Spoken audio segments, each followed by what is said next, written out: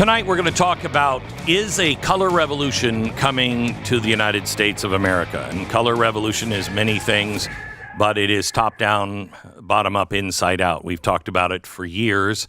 It is the way we have overthrown countries, and now I believe our own country is operatives in and out of our own country and our own government have declared a war on America and our republic itself. There was a declaration of war that was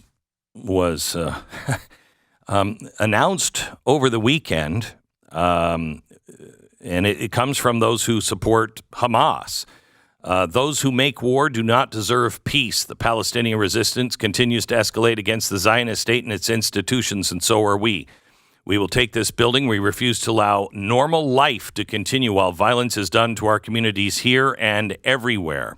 We must escalate our actions against all governments, institutions, and corporations who participate in, profit off of, and enable genocide.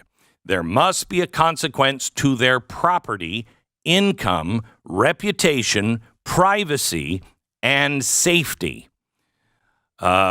This is what they're planning now for the summer and the fall. And one of the guys who has really been on top of this and has been studying I think about 100 different groups like this is Ryan Mauro. He's a Capital Research Center investigative researcher and a counterterrorism expert and friend of the show. Ryan, welcome to the program. Hey, Glenn. Thanks so much for having me back. Thank you. All right. So who is this group, and what are the groups that you're looking at? I saw something about a month ago from you that said that you were shocked when you got in and started seeing the results come back because they're not hiding their connections to Hamas, a terrorist group. Right. It's really remarkable in how it's different from the past rioting that we saw destroy parts of American cities in recent years, in that their extremism is just so in your face. And the groups that are behind the student protests and all of these actions that are happening off campus, the vast majority of them are openly communist or socialist, and then they define it in a way that means communist, anarchists, or they have Islamist extremist ties. And you go to their Facebook accounts, you go to their Instagram accounts, and it's easy to see they're praising the October 7th attacks. And that's what really surprised me was that we're used to this situation where the extremist groups kind of come in and hijack something and cause a lot of trouble. Yeah. And our line on our side is usually, look at how many of them are involved. It's a higher percentage than you realize. This is wholly dominated by militant revolutionists, as well as Islamist extremists, like all of them kind of coming together under this anti-colonial revolutionary narrative. And they're saying that like every day, that this is not just about Israel at all. So you're saying, I want to get this straight, communists, anarchists, Islamists are all coming together to work to destroy maybe the Western way of life. Yes, and they've worked together before, but now it's like a full integration. Yeah. I mean, there's groups that will consist of all those components working together and calling for violence. And I mean, just the other day, like 2 days ago, I saw one of these major anarchist groups online called the Escalate Network that a lot of them follow, just blatantly said that all free people should send the New York Times editorial board to hell, saying that was their obligation to actually do that, make them go to hell, like kill them. And that just shows like how little reporting is on this, because they have thousands of followers. Someone besides me should have caught that. So what are we in for this summer and this fall?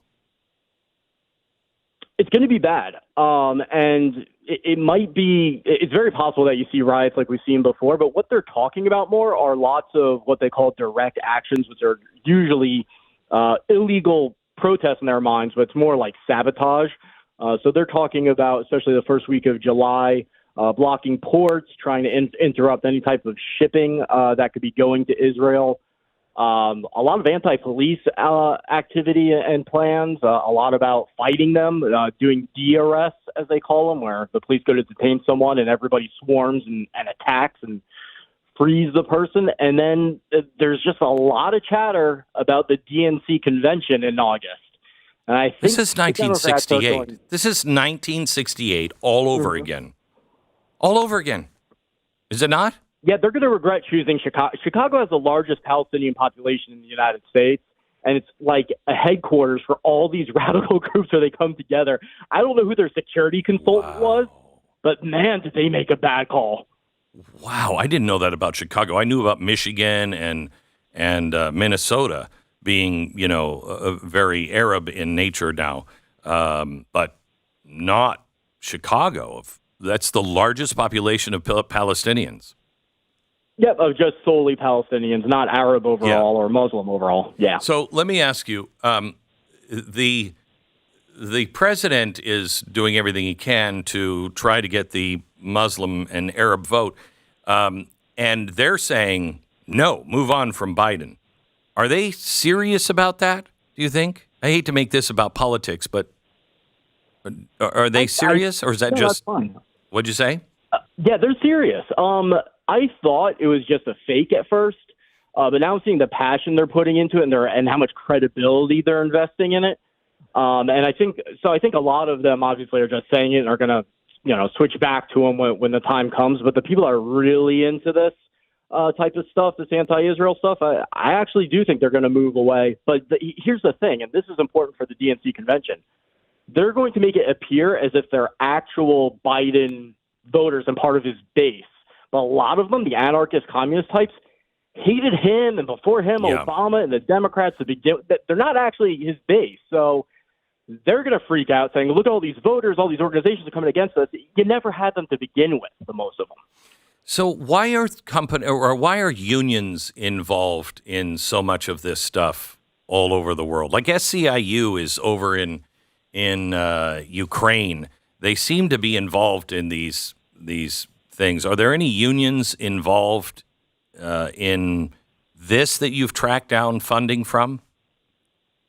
Yeah, parts of a few, like different sections of them, but not wholesale. It's certainly not like a major labor movement. There's some coalitions that will say like Labor for Palestine, but then you look at them and it's the same groups that are popping up under every other coalition name that are pro-Hamas and actually not representative of any type of labor movement.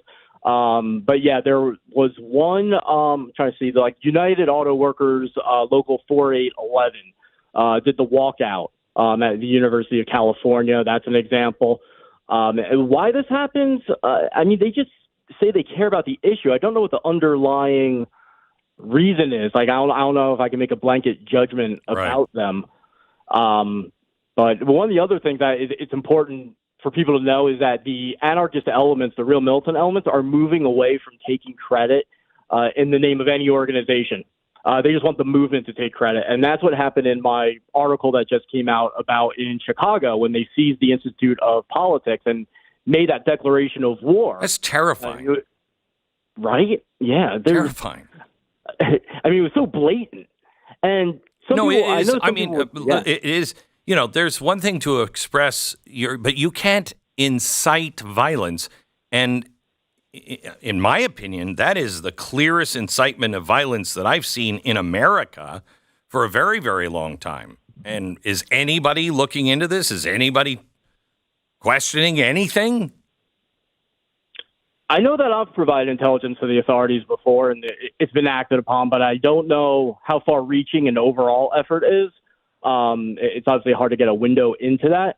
But yeah, people will say, oh, well, it's an anonymous group. It's just that small handful of students. But if you see how the social networks behind all this operates, the statement came out on a major anarchist group's social media page. Then it went to other major ones. Like, no, it is reflective of the movement. And their objectives, like they say, is overthrowing this system. And whenever you see one of these far left groups calling the U.S. Turtle Island, what they're referring to is basically sort of like how they say Israel is occupied Palestine. They're saying that this is occupied Native American land. What they're saying is that the U.S. has no right to exist.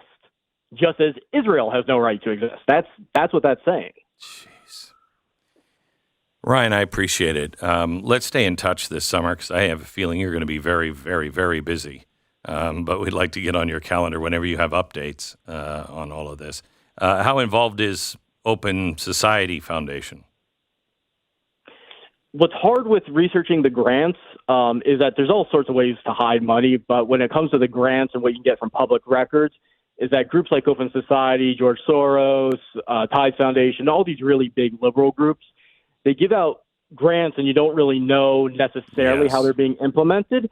And so they might give a bunch of money to a pro-Hamas group, but then they can still say, oh, well, it didn't go to the protest or it didn't go to sabotage. And but still, you're giving money to a pro-Hamas group. I think that's bad enough. I mean, maybe my standards are... But they'll say, oh, we didn't know they condemn terrorism. Same thing that we've been hearing since 9/11 when pro-terrorism groups are like, no, we condemn terrorism, but their definition of terrorism is just a completely different one. Yes. Ryan, thank you so much. God bless. Keep up the good work. All right, thanks, Glenn. You bet. Ryan Mauro, he's a Capital Research Center investigative researcher and counterterrorism expert. Been on the program several times. And we're going to go through some of these organizations and NGOs that are funding the color revolutions around the country and show you some of our researcher, chief researcher, Jason Bottrill, has been working on this for 3 months, maybe. And we have really done our homework on this. You need to see it because you need to know what's coming this summer. I think Ryan's exactly right about Chicago, God help us, and the fall. And these aren't the only groups that are going to start popping up. They are going to start popping up on different subjects, and they're all going to look like they're disconnected, and they're all going to cause chaos. And God help us. God help us if somebody, either side, is shot and killed in this time period. That's the only thing we're missing from '68. Really is assassinations. And God help us. God save the Republic.